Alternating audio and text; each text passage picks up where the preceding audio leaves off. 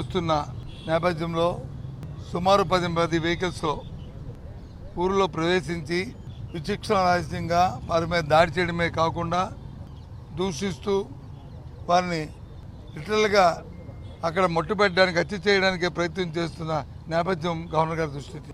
ఇది ప్రజాస్వామ్యమా? ఎప్పుడైనా ఈ రాష్ట్రంలో ఇలాంటి అకృత్యాలు జరిగాయా? ఒకసారి ఆలోచించమని చెప్పి వారిని దీని మీద తక్షణమే చర్య తీసుకోవాలని చెప్పి మనం కోరడం జరిగింది. రమేష్ యాదవ్ బలహీన వర్గం వాడు, ఒక బీసీ.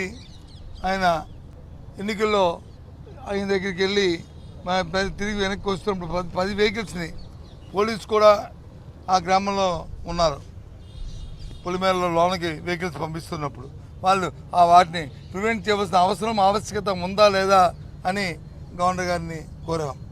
ఏమీ చేయకుండా నిర్లక్ష్యంగా పోలీసు అండ్ తెలుగుదేశం కార్యకర్తలు కలిసి కుమ్మక్కాయి ఈ ఇన్సిడెంట్కి ప్రయత్నం చేశారనడానికి కారణం కూడా దాంట్లో ఉన్న కారణాలు 1, 2, 3 చూస్తుంటుంటే నిన్న స్వయాన పోలీసు డిఐజీ ఎవరైతే ఉన్నారో వారిని పెట్టిన ప్రెస్ కాన్ఫరెన్స్లో వారు మాట్లాడిన భాష కానీ ఆ వ్యంగ మాటలు కానీ చూస్తుంటే తేడతెల్లమవుతుందండి. ఇదిగో చూడండి ఆయన ఏం మాట్లాడారని అవన్నీ కూడా గవర్నర్ గారికి చూపడం జరిగింది.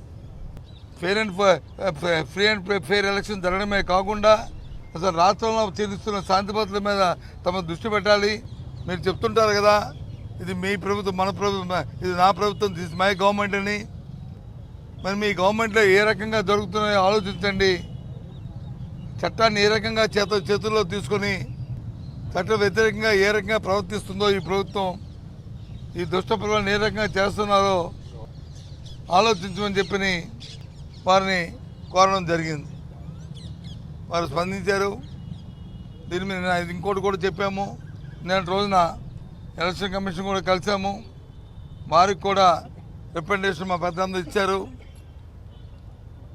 చట్ట ప్రకారం ఎన్నికలు న్యాయబద్ధంగా జరగాలి, ఫెయిర్ ఎలక్షన్ జరగాలని చెప్పి మనం కోరడం కూడా జరిగింది. ఆ విషయాన్ని కూడా వారి దృష్టికి తీసుకొచ్చాం. ఇవాళ నిజంగా చెప్తున్నాను, నిన్న ప్రవీణ్ ఆ డిఎస్పీ, మీరు చెప్పిన డిఎస్పీ ఆయన వాళ్ళు మాట్లాడిన పోలీస్ సంఘం రియాక్ట్ అవ్వాలి. ఇది మీరు కాకి బట్టలు వేసుకుని మన గౌరవాన్ని తీసే మాటలా? ఇది రాష్ట్రంలో శాంతి భద్రతలను మనం ప్రదర్శించే మాటలా? ఇటువంటి పలచన మాటల వల్లే మన తాలూకా వ్యవస్థ, మన డిపార్ట్మెంట్ ఈ రకంగా పలచన అయిపోతుందని వారు చెప్పాలి. వాళ్ళకి ఏమనుకుంటున్నారు వాళ్ళు? అన్ని సంవత్సరాలు ప్రజాస్వామ్యంలో ఎప్పుడు ఒకలాగా ఉండదు, అధికారులు ఎప్పుడు ఒకలాగా ఉండవు. రాత్రి పోతే పగలు, పగలపోతే రాత్రి వస్తుంటాయి. కానీ కావాల్సింది వచ్చి రివైజ్ ఎప్పుడు కాదు, కావాల్సింది రివెంజ్ కావాలి, రియలైజేషన్ కావాలి. రివెంజ్ కాదు, రియలైజేషన్ కావాలి. రాజకీయాలకు అది అవసరం. వ్యవస్థను కానీ ఒకసారి కానీ మనం డైల్యూట్ చేస్తే ఆ వ్యవస్థే మనం తినేస్తుంది. అది చెప్తున్నాం. తెలుగుదేశం పార్టీ కూటమి ప్రభుత్వాన్ని తెలివి చెప్తున్నాం. వ్యవస్థను కాపాడుకోవాలి తప్ప వ్యవస్థను కానీ డైల్యూట్ చేయాలని చూస్తే ఆ వ్యవస్థలో రాబోయే కాలం తీవ్ర పరిణామాలు ఉంటాయి, తీవ్ర నష్టాలు జరుగుతుంది. ప్రజాస్వామ్యానికి ఇది చాలా అఘాతం అవుతుంది. ఇది మంచి సంప్రదాయం కాదని అని హెచ్చరిస్తున్నాం అని చెప్తున్నాం. దయచేసి అలాంటి జరగకూడదని చెప్పి మేము కోరుకోవడంలో బాధ్యత గల వ్యక్తులుగా, బాధ్యత గల ఒక ప్రతిపక్ష పార్టీగా మేము కోరుకుంటున్నాం. ఇది ఈ రకంగా మా ఎమ్మెల్సీ మీద దాడి చేయడం ధర్మా అండి? అంటే ఏం మెసేజ్ చెప్పదలుచుకున్నారు మీరు? భయం పెట్టి ఓట్టించుకోవాలనుకుంటున్నారా? లేదు కొట్టి తిట్టి ఓట్టించుకున్నారా? ఒక బలహీన వర్గాన్ని కొడితే మొత్తం వైసీపీ పార్టీ అంతా చేతి ముడుచు కూర్చుంటుంది అనుకుంటున్నారా? ఏమనుకుంటున్నారు? ఇదేనా? ఎక్కడుంటుంది ఇది? ఇది ఇది క్షమించరాంది. ఇది దీని మీద ఇప్పుడుకొచ్చి యాక్చువల్గా ఆ పార్టీ తాలూకా రావాలి, కూటమి తాలూకు వివరణ రావాలి, వాళ్ళ తాలూకా వాళ్ళ మాట రావాలి, వాళ్ళ పార్టీ నుంచి దీన్ని ఖండిస్తూ రావాలి. ఇంతవరకు రాలే అంటే వాళ్ళు ప్రోత్సహిస్తున్న లెక్కే కదా ఇది, వాళ్ళు చేస్తున్న లెక్కే కదా ఇది.